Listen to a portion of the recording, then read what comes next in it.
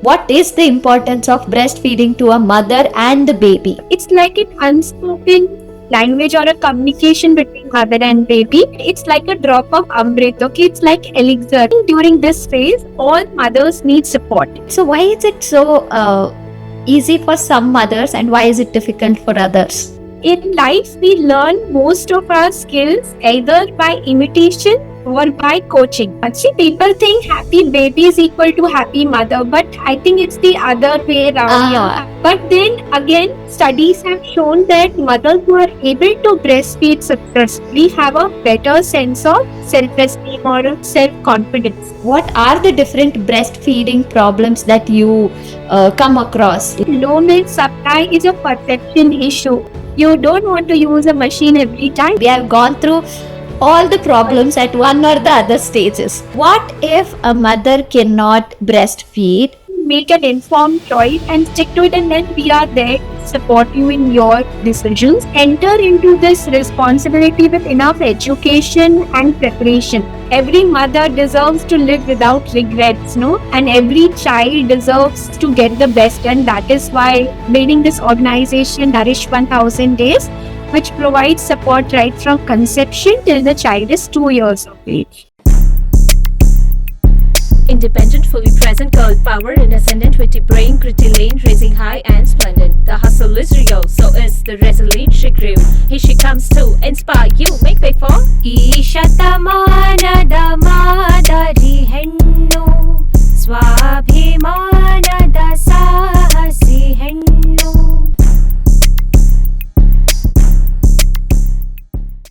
Hello, welcome to Loka Mom Podcast, where we talk about mental health and well-being. So my name is Swati. I have been in mental health field since 10 years.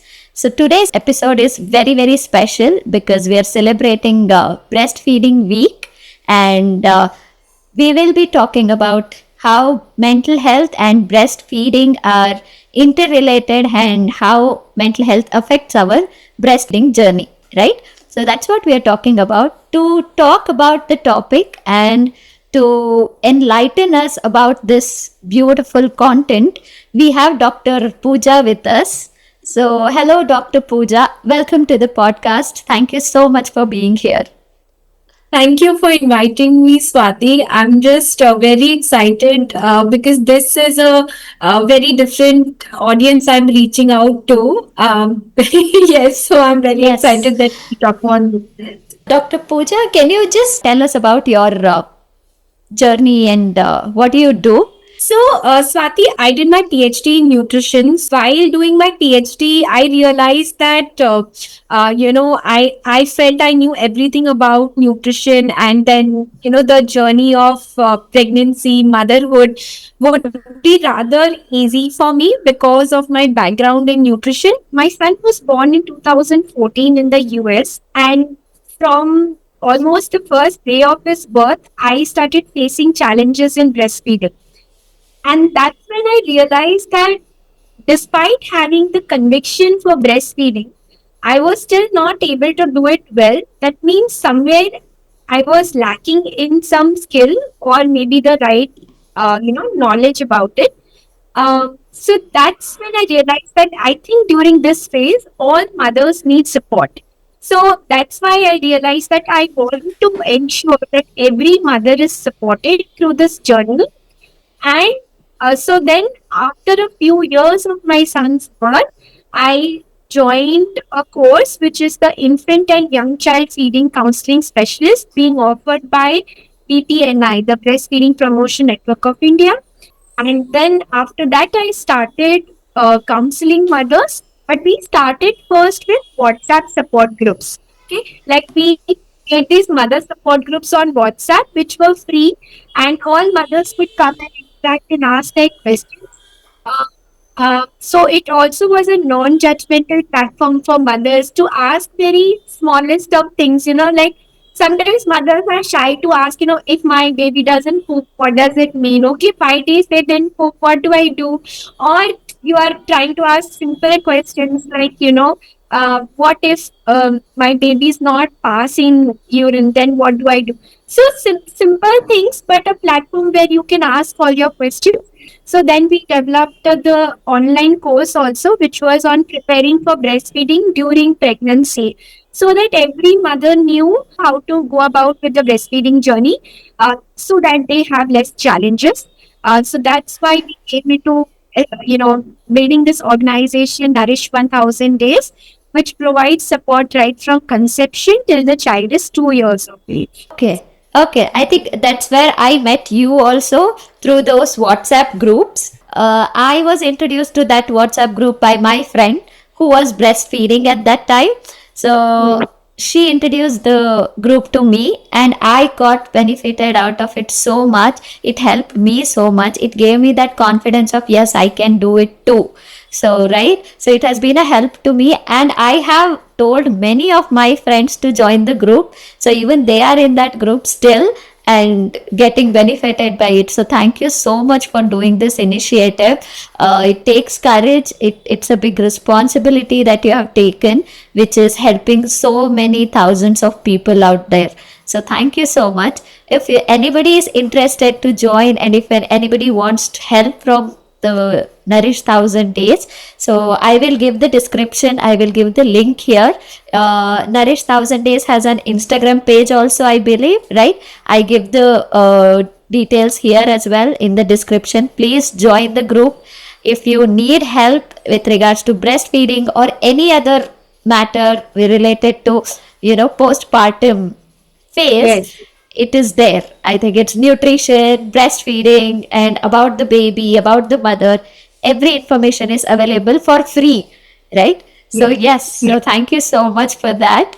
Also, I think what is common between you and me is we have evolved as mothers, right? And you have developed Nourish 1000 Days because of your breastfeeding journey. And I have tried to build Loka Mom podcast and lokamom.com because of the journey that I went through. Common agenda is to let everybody know that they are not alone, right? No.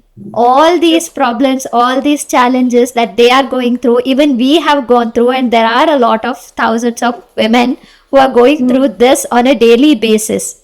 So you're not Correct. alone in this journey, and that's how we started building platforms, right? Correct. Correct. Every mother deserves to live without regrets, no? And every child deserves to get the best. And that is why we developed Nourish 1000 Days. And it's just that we want every mother to make an informed decision. Okay, so there is no judging mothers for whatever they choose, whatever method they choose to nourish their babies. It's just that you make an informed choice and stick to it, and then we are there to support you in your decisions.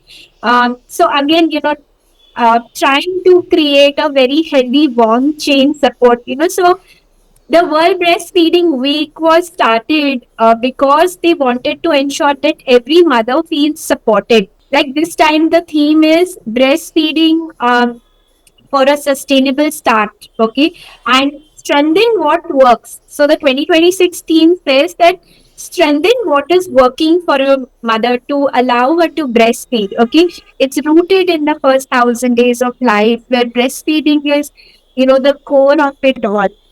Yes, so true. Most of us know here that how much breastfeeding is important, but still, I want to reiterate and ask you, what is the importance of breastfeeding to a mother and the baby? Right. We know that it's like a drop of Amrit. Okay, it's like elixir, because one drop other milk has more than 200 bioactive compounds. Okay, baby doesn't have a language of its own. We know that babies communicate either only through sound of cooing or maybe crying. But breastfeeding offers a way for the baby to communicate with the mother, because when the baby is latched to the mother's breast, there is a kind of a suction is created. Because of this suction pressure, what happens is some amount of the baby's saliva goes back into the mother's nipple. Okay, it's absorbed back into the mother's nipple. And this saliva has certain mRNA proteins which send messages to the mother's body that, look, I'm going through the specific infection or a specific illness or even an emotional challenge for which I need help. And this, then the mother's body will make the right kind of immune factors or the right kind of cells that are required to help this baby overcome that situation. Okay? So it's like an unspoken language or a communication between mother and baby, and it is uh, the most wonderful form of customization of the food as per requirements. Okay, because it's like a living fluid that mother is transferring to the baby, and no other food. So like we are so used to calling food from Swiggy, Zomato, and like and a lot of us say, okay, I'm going to eat without onions. I like my drink to be sweeter, or I want with mushrooms, no mushrooms. Okay, so customization happens, right? But imagine here this level of customization where the mother's breast understands exactly what my baby needs at this time, and at that time it will make that kind of milk. So another example is that at night the mother's milk will have the hormone melatonin, which is a sleep hormone, right? Sleep promoting hormone, so that this baby is able to drift into a good sleep routine. And that again is because only it will be present at night time in mother's milk. In daytime, we produce hormones which promote alertness, wakefulness, but at night it will be that. So every time is customizing happening. Yeah, so whatever the baby needs exactly in that moment, in those days, the mother is able to provide that, right? So, in that way, in the continuation with that, I had a question to ask. So, when breastfeeding is this natural, this organic, so why is it so difficult for some mothers, and why is it so easily happening to others? I'm asking this because, so after delivery, what I thought was I had a normal delivery. So, I thought the breastfeeding and everything comes easily to me in later stages. So, I didn't, worry about it too much. But I went through a lot of difficulties post pregnancy because I was not able to breastfeed easily. So, why is it so easy for some mothers, and why is it difficult for others? So we always say this, that in life we learn most of our skills either by imitation or by coaching. Okay, so for example, we say young children learn how to talk or how to walk by imitating their parents. But then there are certain skills like swimming, like riding a bicycle. We learn by coaching. That means either somebody is guiding us, holding us, and that's how we learn. Uh, Now, so then what about breastfeeding? Right? There is hardly any scope for imitation because we live now in nuclear families. We have not seen our other relatives doing breastfeeding in front of us. So then imitation के लिए तो there is hardly any scope. But then the other option would be to get coaching. Okay. So although we consider breastfeeding as a intuitive process, there is a certain amount of skill required because there are so many small details about how you're going to hold the baby, how are you going to ensure that baby has a good latch, how are you going to express breast milk if required. So many such skills. Now also with a skill like swimming, we call it a life skill, right? Because if you don't know how to swim and you jump into water, you cannot leave it to chance that, okay, if I can, I learn swimming while I'm in the deep water. So then, same way with breastfeeding, if you leave it to chance to know that once you become a mother, then you learn it eventually, then there is a lot of risk for the baby because for baby there is only one form of food, right? The mother's milk, one right form of food, right? Which is mother's milk. So then here is somewhere you cannot take a chance that if you learn the skill, it's okay, or if you take time to learn. With breastfeeding, we try to look at factors such as, mother's diet, or maybe certain challenges with the baby. Like is the baby having some sucking difficulties, or we sometimes even look at factors such as what was the delivery mode and stuff like that. So experiences of that, we need to understand that this is a purely hormonal process that happens in the body, wherein two key hormones play a role in breastfeeding. One is prolactin and other is oxytocin. Okay. I will explain the role of these two hormones using the analogy of a chef and a waiter. Okay. Yes, So yes. imagine it's a restaurant where there is a chef who cooks the food in the kitchen. There is a waiter who's responsible for delivering the food to the customer. And then, of course, customer is in our case the baby. Okay. And the chef, of course, is the mother, or the prolactin is what is the chef for the mother. Okay. So this prolactin keeps preparing milk in the breast and it stores the milk into the mother's breast in certain small bags. Okay, what we call as alveolar sacs. So the milk is prepared and stored there. And this chef prolactin is very efficient. Okay, like he understands that every time my kitchen is empty or the food is over, I better start working to prepare more food, because as and when customers come, I should be ready with food. Okay, or at least with some pre-preparation of the food so that when the customer comes, I can deliver quickly. So it's like the whenever the breast gets empty, the prolactin gets a signal that look, now make the new milk and store it back again because the kitchen is empty now. Okay, and this chef works very well 24/7, very efficient. But at night, the chef works more efficiently. So between 12 a.m. to 5 a.m., we say that prolactin tends to peak in the body. And so when we want to boost our milk supply, we say that between 25, certainly you should breastfeed or you should pump milk so that you are activating that prolactin, or in a way you're taking advantage of the very active prolactin at that time. Okay. Okay. So that is the chef. Now coming to the waiter. Okay, so this oxytocin is like bringing the milk from the storage form, that is from the sacs, through the ducts into the nipple. Okay. Now while again the stimulus for this oxytocin is also the customer coming in the walking into the restaurant and sitting there. So baby coming and suckling at the breast tells the waiter, look, let's go and get food. The customers have come. Okay. But this waiter is a little moody. Okay. So this oxytocin is considered as a moody hormone, Swati. Meaning, if this waiter thinks that people are not appreciating my work, or I am not getting enough tips for my work, okay, or I am not feeling comfortable in this environment working here, then this waiter will quit the job. It's say, I am not going to deliver the food because people are not appreciating me. Okay. So oxytocin hormone works in better when mother's mental health or mental status is good.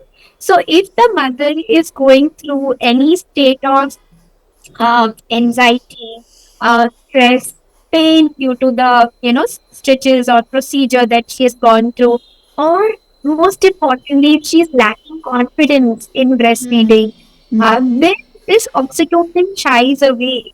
So the chef has prepared the milk, but it's not coming out. It's not getting delivered to the baby because oxytocin has is not working at its best. Okay? So we have to promote the action of oxytocin or coax the oxytocin to come out and start working by making sure that the mother is comfortable, calm, and she is also feeling confident. Okay, when Right. these factors are fulfilled, then this oxytocin works very well. Okay, so many times when we see challenges in milk supply or mother is saying I'm facing difficulties, then we try to look at factors other than just the of course we do need to look at the way the mother is holding the baby, the way the latch is coming at the breast, and the way we are, how often are we feeding the baby or are we emptying the breast milk?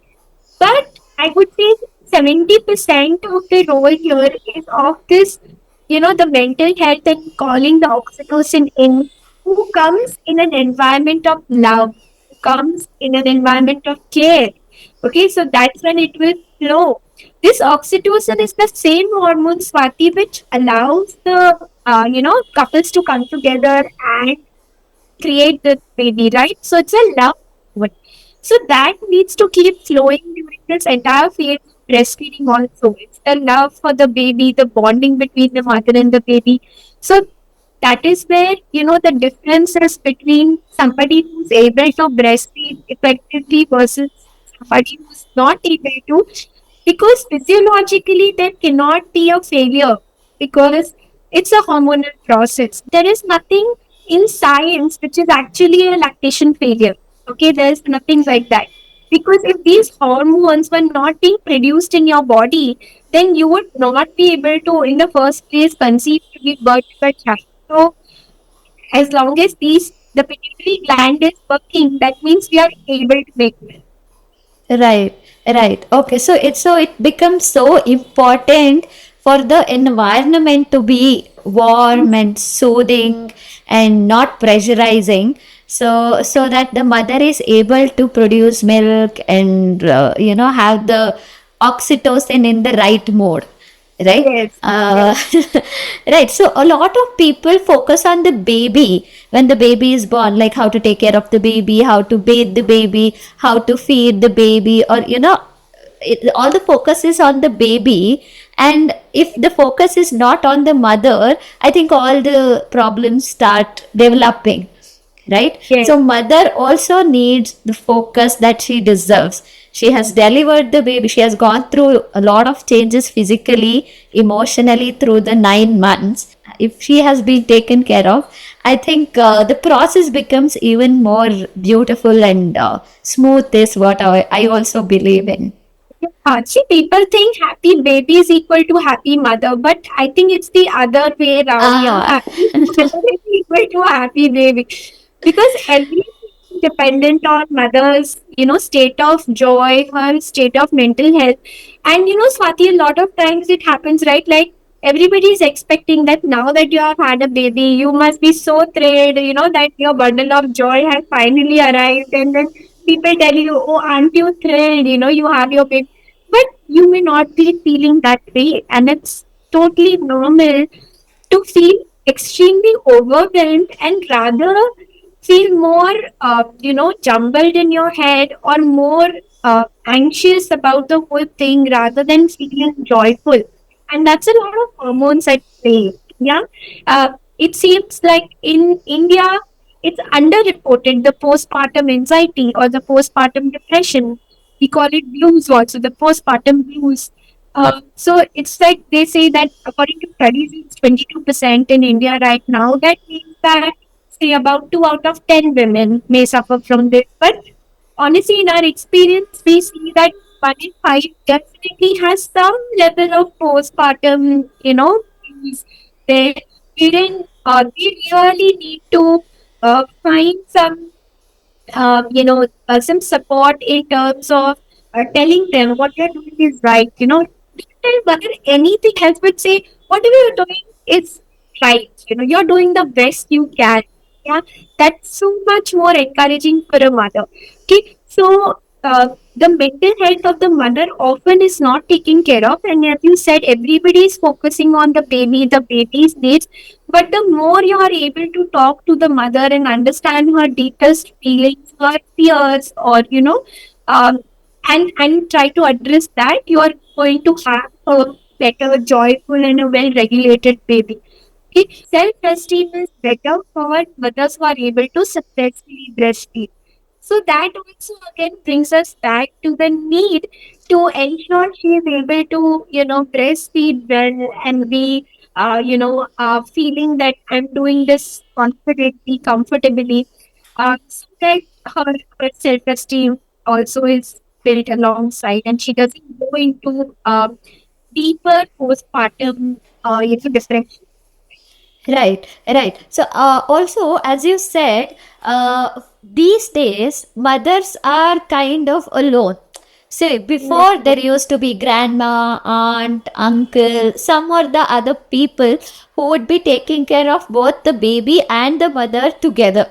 Right? If the men in the households would take the baby on some some stroll, or just to walk or something, the mother would get her own time to adjust, to sleep, Right. or to do something that she is interested in. And the mothers would constantly, or the mothers, or as we call it, Dodama or Chikama, whoever Yes. used to be around us, would ask us continuously, do you need anything? What else do you need? Do you want to sleep? Do you want me to massage? Or something or the other. There were conversation continuously. But right now, when the mother is alone in a nuclear family, right? So she has to take care of her own self and the baby and also the household, and now it's a career too. It's Yes. taking a too much toll on her, and rather, as you said, rather than judging what she's doing, if you just help her in any other format possible, that would be great, is what I believe in. That helps her mental health to be in the right place, is what I believe in. And for that, you definitely need your, your own mother or your mother-in-law stepping in, being around to make sure the mother's needs are met. So, once you take care of mother's needs, like she's well hydrated, she's well fed, she's well rested. Yeah, those are such small things, but they will then manifest or, then lead to a better milk supply, more effective bonding between the baby and the mother, allowing the right kind of positive thoughts to flow to the baby also, right? So that is so key here, where that's why they say, it takes a village to raise a child. It takes a Yeah, village. So yeah, this village is, we all mothers need to build that village around us. If your, families around you to cheer you up and build your confidence and care for you in between, then you feel like, okay, yeah, this phase also I'm enjoying, and it will pass, and then later we could do the things we want to do. So that's very very important to build your village, to build your community, so that you have the right kind of support.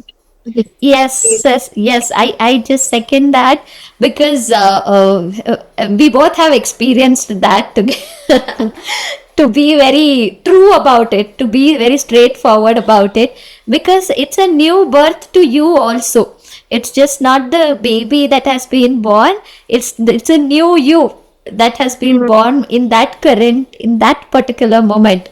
Right from that onwards, you are not the same anymore, right? So new things are coming up, new feelings are coming up, responsibility towards one individual is coming up. So a lot of things have changed in you. So it's not just the baby. Of course the baby needs the importance, the focus and the attention, but it also the mother who needs that importance to be given, or the care or the attention that she deserves. I think both are very important in the journey together, is what Yes, I feel, yes, right? yes. Yes, as we talk about mental health and how it affects, so do you think breastfeeding affects mental health, or mental health affects breastfeeding? Yeah, true. So see, both ways, it's right, both the ways, Swati, right? But then again, studies have shown that mothers who are able to breastfeed successfully have a better sense of self-esteem or self-confidence. It's just that, you feel like that one role that I'm expected to, fulfill at this time, I'm doing that well, I'm doing it efficiently. So it builds, her sense of, it gives her a sense of satisfaction and feeling good about yourself. And as you said, that's the one thing that I should do.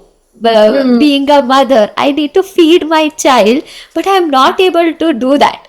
So that guilt takes in you so much that it affects everything around you, right? Your sleep, your relationship with other people, and how you are seeing the baby also, right?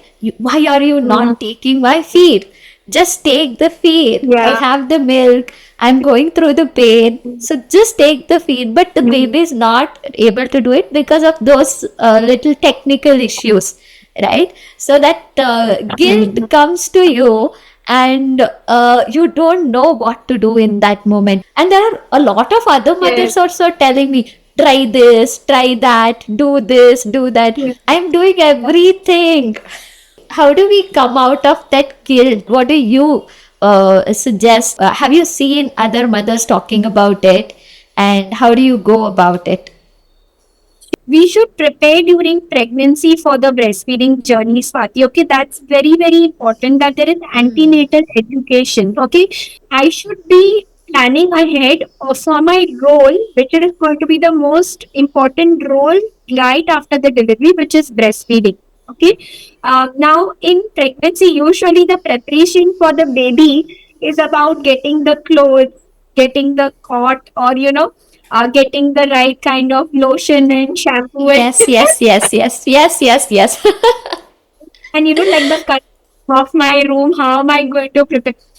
But I think it's very important to plan both the labor, the process of the labor, the childbirth, and then the breastfeeding. So again, a lot of mothers tell me when they are on certain plans and packages at corporate hospitals that look, antenatal education is covered for me, where I'm going to get some things, some knowledge about breastfeeding, and I think I'm comfortable with that. And I say, okay, I understand we get some basics there, but I want you to know in depth about exactly when you're going to start breastfeeding, which actually should start in the first hour itself, right? Like within within 10 minutes of the delivery, this baby should be back on your chest with skin to skin with the mother, what we call as breast crawl. So this baby has to be immediately united with the mother and take its first feed within the first hour of birth. Now, if I don't tell the mother in pregnancy, and then I'm waiting that, okay, I'll tell after baby as well. So it's like I'm warning you about an earthquake after it has occurred, right? So I can't do that, right? So antenatally, I should know when I'm going to start.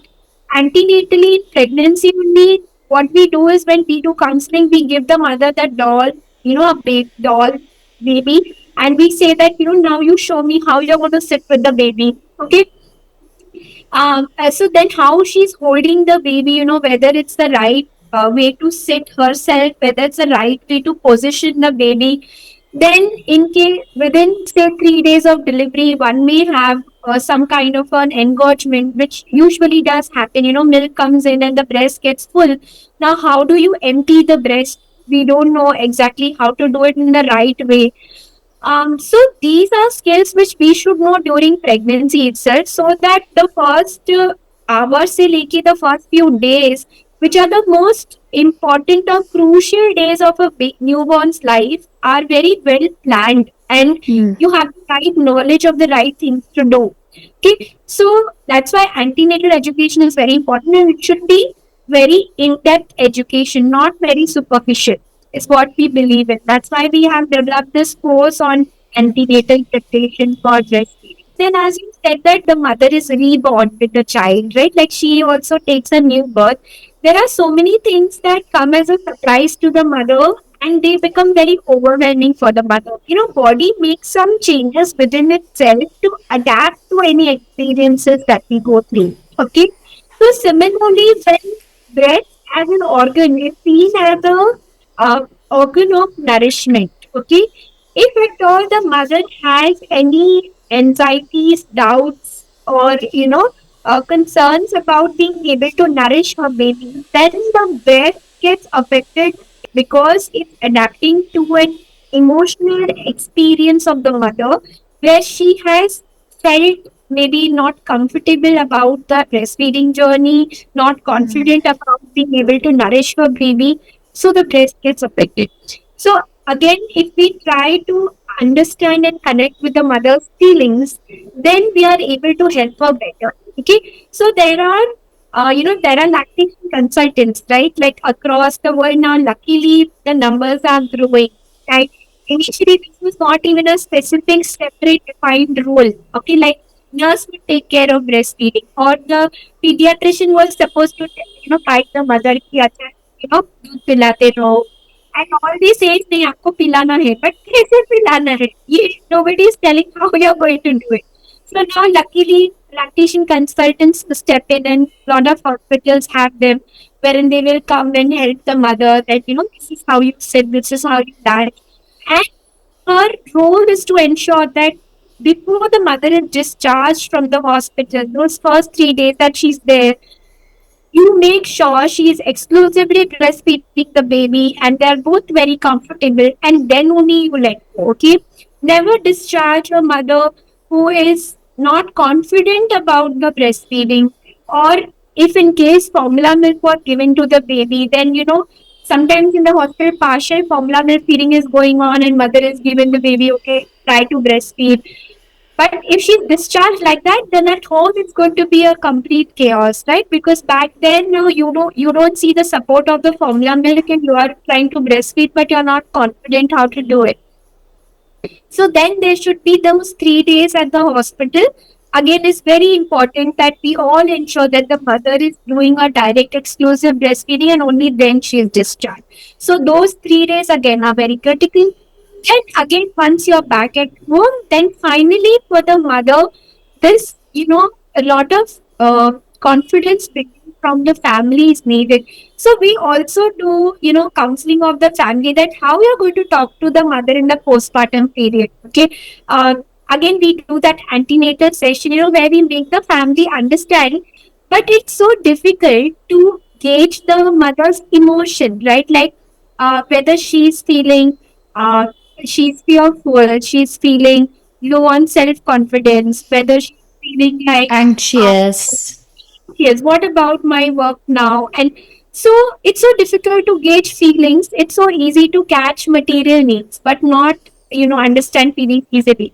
So we teach the families also how to understand the mother's feeling, or how to discuss that with the mother, to bring out what are her deepest fears. And that's when you are able to, completely address the issue of breastfeeding in a holistic way. When you are sure that she's sharing feelings openly, and she is able to make, she's able to convey without judgment that what she wants to do or how she wants things to be done. Both the points that you said were so true for me. One thing is about reading about postpartum breastfeeding and what happened after that, during the pregnancy time, right? I was prepared for the delivery, and the beds, as you said, the room, you get the room painted and everything. I did not follow up with what happens after that, how to breastfeed, what are the necessities and everything. I couldn't do that, so right. So I was so confident that yeah, it comes naturally and everything. And around me also, a lot of people around me also, they were also very organically, it came to them, and they were also not with intention, they didn't tell me any of these things. But immediately after delivery, when this happened, I was like, why did anybody tell me about this, right? That's the question that I had. So that's the one thing that I experienced. And the second also, as you said, so first 3 days when you were in the hospital, I was so keen on moving out of the hospital. I told the doctor that no, I'm comfortable, I'll move out of the hospital. And I didn't think that it would be a problem later. So slowly it will happen on its own, because it's a natural process and everything. So I thought, and I took the baby home, and from then I started to have all the problems and everything, right? So those 3 days, as you said, were so important, and you should make sure that the baby takes the feed, the mother is breastfeeding, and then you need to move out of the hospital. Both the points are so important. And I missed on those two exact points. I just want to ask you, what are the different breastfeeding problems that you come across? Like, what are the problems that people talk to you about, and how common are they? Correct. Okay. So breastfeeding challenges are divided into sort of two categories. One is what we call as nipple conditions, okay, and the other one is baby is facing an issue. Okay, so now when we say nipple conditions, we look at whether the nipple has had any nipple fissures, which makes the breastfeeding very painful for the mother. Okay, or if the nipple, as I said, sometimes there's a blockage in the duct which is carrying the milk to the nipple. So the duct is blocked. Now this blocked duct followed by a condition of mastitis where the plug was, there was redness and inflammation. So that's mastitis. And then if that inflammation was not taken care of well, then there could be pus formation, which is then that same area having some pus formation, that is abscess. Okay, so these are few conditions. Then of course we see what is called as engorgement, wherein the milk fills into the breast and the breast becomes really heavy. But there is a difference between fullness and engorgement. One, that yes, your breast is full, but you are about you're able to feed because it's still not, it's still soft enough, but it's really heavy. But engorgement is where the breast gets really full and it also gets very hardened, and then baby is not able to latch only because the breast may become as hard as a stone. So you cannot allow the baby to latch and suckle because it's not, you're not able to do that because of the texture of the breast. So that's engorgement that happens. And again, if that's not addressed, also there is a fever, and because again milk is collecting, and there's no outlet for it, so then it leads to fever and pain for the mother.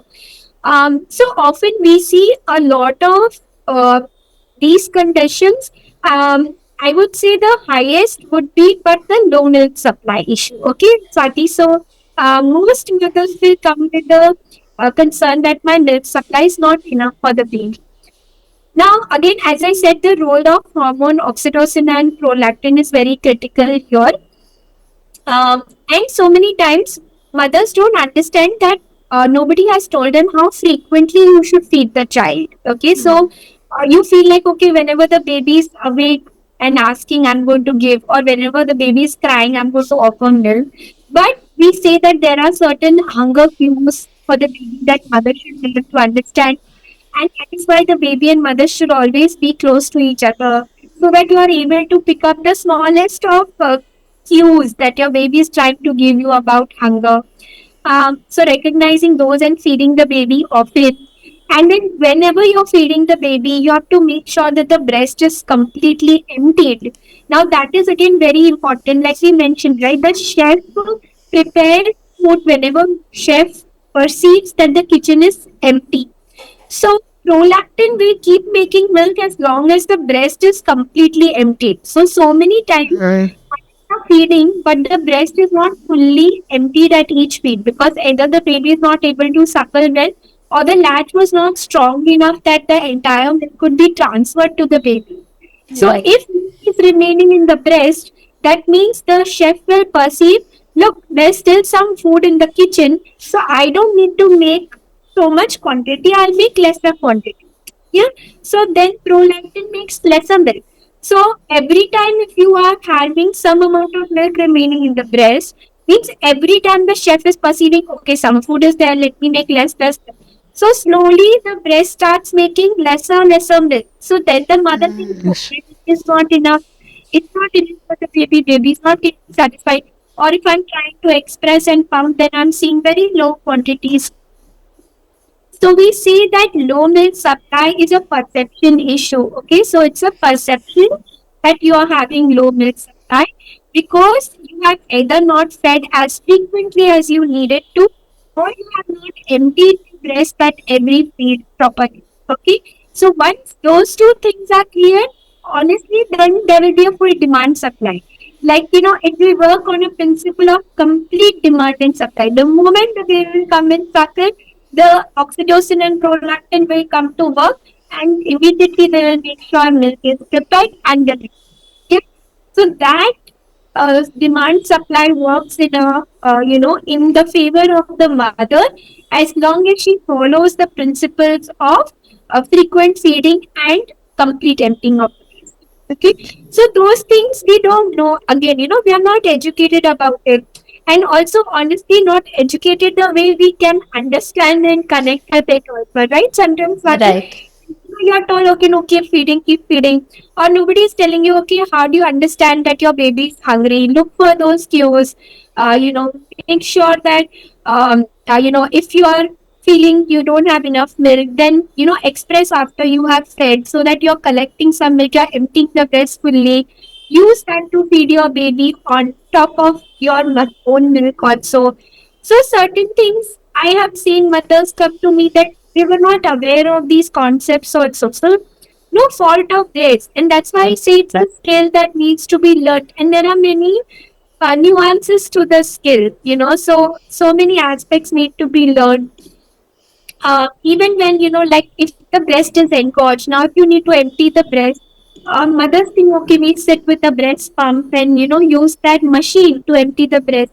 But we don't use machines on breasts which are already hurt or are painful already, right?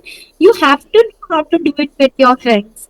So just like, if you milk a cow, you don't want to use a machine every time. The cow will also not like it. Yeah.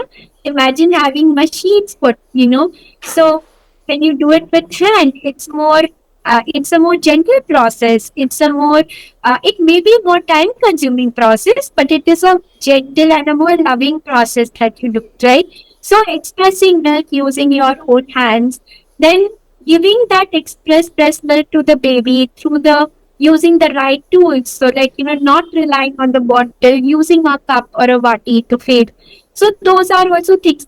So, all of these skills, and we cannot, learn it after delivery. Like now, after delivery, if I sit, okay, Swati, you have to listen to me for 3 hours. I'm going to tell you everything, how to express, how to feed, how to. It's going to be too much for anybody to take, right? So, that's Yes. why antenatally. And if not, then within the hospital environment, make sure the mother is, 3 days she's learning every skill one by one, and then only she's going home. Yeah, listening to the problems that you have described, especially related to breastfeeding, I think at some point in time, the 2 years that I fed my baby, I've gone through all the problems at one or the other stages. Definitely do. Yes. Yeah. So after going through all the problems, there is a pain this side and you're not able to feed the child, the baby is crying. So it takes a lot of effect. It affects your mental health, and that's how the mental health starts affecting your breast milk as well, right? So once you become sad that nothing is working out, everything is falling apart, and you go into that sadness, and that again, as you said, the oxytocin again, it becomes submissive, or it becomes lower in action, and you can't produce breast milk more. So again, the mental health affects the breast milk. Few things that would help the mother is like through pregnancy, having the exposure to some form of meditation or deep breathing exercises. We also speak about Garbha Sanskar a lot, right? There are many organization. Of course, Garbha Sanskar classes are there for mothers, and there are very beautiful, dedicated organizations like Arya Janani who work on especially ensuring that a mother is giving the right sanskar to the baby from the womb, and that sanskaras are honestly not just for the baby but for the mother also, to understand that in situations where I'm feeling extremely fearful, anxious, how am I going to handle it through music which is calming for me. Okay, so that's again, of course you do it in pregnancy as well, and then postpartum I have seen that tools such as yoga nidra meditation and some form of light yoga exercises are very important for the postpartum mothers to recover from the physical rigors of the entire process of pregnancy delivery, but physical recovery, but also a lot of mental recovery that is also facilitated through these practices. Right. Also, I think if you reach out to Nourish Thousand Days WhatsApp page or Dr. Pooja directly, I think she is a wonderful listener. She listens to you so nicely that you want to tell her about your what you're going through, your problems. So Nourish Thousand Days has helped me. If in case you need help in any way, Dr. Pooja and Nourish Thousand Days are there for you. Reach out to us, right? Yes. Also, I would like to ask one more question here. What if a mother cannot breastfeed for so many reasons? If you're not able to breastfeed for some reason, or you have taken a conscious decision to not breastfeed, I think we just need to make the mother feel that she has taken the best decision in the interest of her baby and her own mental well-being. And protecting the mother's mental well-being is of utmost importance, because baby needs a happy mother more than a efficiently working mother. Okay, so you are Perfect the mother. You know, the yeah, perfect perfect. mother is not the baby wants. Yeah, yeah. So you're not a machine that is supposed to make milk and ensure that baby's nutrition needs are just met. But more than that, if you approach baby with a lot of positivity, with a lot of joy, I think that's what the baby needs more. Yeah, they just need a lot of unconditional love and care. And then even if you have chosen other modes to nourish the baby, it's okay. Make that connect with your baby. Also, you know I feel this is not a single job, it's a partnership. Okay, Swati, we have to understand that breastfeeding is a partnership. It's as much the mother's work, but it's also the baby's work. Okay, so whenever you take a decision of either not breastfeeding, using an alternative method, make sure you make your baby a equal partner in understanding your decision, so that there is no hard feelings for the baby also, why this happened with me and why this did not. For example, if at the hospital this baby has been given formula milk as the first feed, or a bottle has been used to feed the baby, this baby has formed some first impression in the mind, right? This was how my food came to me first. It tasted like this, it smelled like this, it came from this person, it came through this tool to me. That's like an imprinting, okay, a first impression. Now it's very hard for a baby to actually overcome that impression, right? And you cannot blame the baby that this happened with the baby without their, they could not have dictated what happened with them. If you're trying to erase that memory and rewrite something, you will have to keep talking to the baby and communicating that, look, this is what happened, but this is what I want to do, or this is what together we are going to do as a team now. And this is what will work for us. And nobody else matters now because we are the team here, right? So that should be, mothers think, oh, what does my baby understand? It's so young. And does the baby understand? It's already an individual with a soul, consciousness of its own, with a lot of intelligence. So we cannot underestimate them. We have to make sure that they are a equal uh, party to our decision. Yeah, and then they completely understand why we are taking. And I think if that's clear between the mother and the baby, then it's not for anyone to care about it, and there should be no judgments then, and the mother should not bother about anybody else. So that's what I. Yeah, I can vouch for this with the first hand experience. I was able to breastfeed my daughter after 1.5 months of delivery. Right? Till then, she was not able to latch. I was not breastfeeding directly. So, post 1.5, 2 months, I was able to breastfeed her completely. And then till 2 years, I was able to breastfeed. So, whoever is going through those difficulties in the initial days, just have that patience, have that determination. As you said, it's a partnership, right now you are not able to take directly from me. Please accept it. I'm also working on it. So let's work together. So if we start having that communication from those moments itself, I think somewhere the other you both start working together and the bond will be even more stronger, I feel. Right? It's no. Because we are humans after all, na Swati. If we are making mistakes, we accept them, and then learning together is growing together, right? So that's what we can accept. Exactly. And also, one thing that I would like to say about the guilt that a mother is going through, that I'm not able to breastfeed my child. That's not the only way to parent your child, right? So there are, as you said, there are a lot of other ways, and that positive mentality, that positive thoughts that you are putting it in the child with other nourishments that you can do. So you can go ahead with parenting as much as the other mothers who are breastfeeding the child are going through. So you are not less of them or anything of that sort, but just to understand the fact that this is not the only parenting way that I should have gone through, and there are other things that you are doing in your life which is making the child feel safer, warmer, and grow into this beautiful human being. I think. Yes, that's very important. Yeah, don't allow anybody to judge you. Don't allow that. Be your own.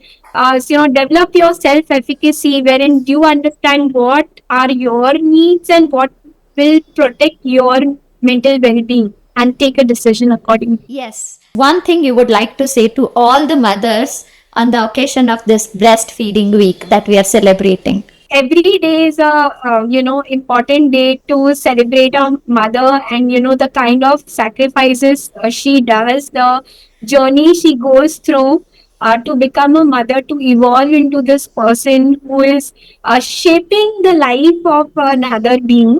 Okay, in the most impactful way. Of course, father has a role, but the mother is shaping every aspect of the child's life.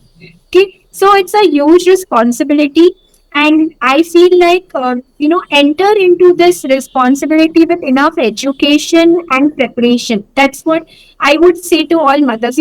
See, we plan the smallest of things in our life, Swati. If we are going on a trip, then we plan, okay, what do I need? What is the weather? How many days I'm staying? And we plan weddings very elaborately, all the things I want. So plan this journey. And pregnancy is a phase of life. You don't think of it as a disease state, right? It's a stage in your life cycle which comes for every woman. So don't treat it as a disease. So that does not need treatment, but it requires a lot of commitment. Okay, you are committed to this phase of life and give it your 100%. So come with enough preparation. Read books, listen to experts, prepare very well, and come into this phase, walk into the phase with confidence, and feel like you are very well prepared in your own. People telling you so many things. अच्छा बच्चा पत्ता हो गया, अच्छा आपका दूध enough नहीं है, अच्छा आप आज से ये खाना शुरू कर दो. You so many people will tell you so many things. So know that you have had enough information, and you are totally prepared for this with right things, and then make your choice and get into this journey. Right. So, yes, breastfeeding is a very beautiful journey. It has its own ups and downs. And through that journey, Nourish 1000 Days and Dr. Pooja are here to help us throughout the journney. So, please reach out to us in case you need any help. Thank you so much, Dr. Pooja, for being here and helping us go through this. Thank you so much. We can all just be instruments, no, Swati, like we are just becoming channels and mediums. And we are at Nourish 1000 Days very grateful to be that, that small channel, or the, agent where we are able to help the mothers and support them in the best possible way. So thank you so much for having me, giving this opportunity to reach out to more people today of what I just want to thank you a lot. Yes, thank you. Also, breastfeeding is something which is the common bond between you and your child. So, it is, as we discussed, it's a customized order right, the baby is asking for, and you are providing. So be glad about it. And if there is a chance to breastfeed your child, please take it. It is the customized food that your baby is asking and you're able to provide it. Please take it. In case, because of several reasons, even if you cannot do it, so don't feel guilty about it. Even if you do feel guilty, accept it, and that's not the only way to parent your child. So please be aware of it. And in case you need support with respect to breastfeeding, or you're going through difficulties, Nourish 1000 Days is always there for you. If in case you're going through mental health problems, or you're not able to manage your mental health, you feel like you're all over the place, Loka Mom is always there to support you. So reach out to us. Don't feel like you are alone out there in the world. We are all have gone through the same thing. We are all having the same journey so far. So we are there to help you. So reach out to us. So thank you. Thank you so much for watching. Independent, fully present, girl power in ascendant, witty brain, gritty lane, raising high and splendid. The hustle is real, so is the resolute she grew. Here she comes to inspire you, make way for Isha Tamana Dama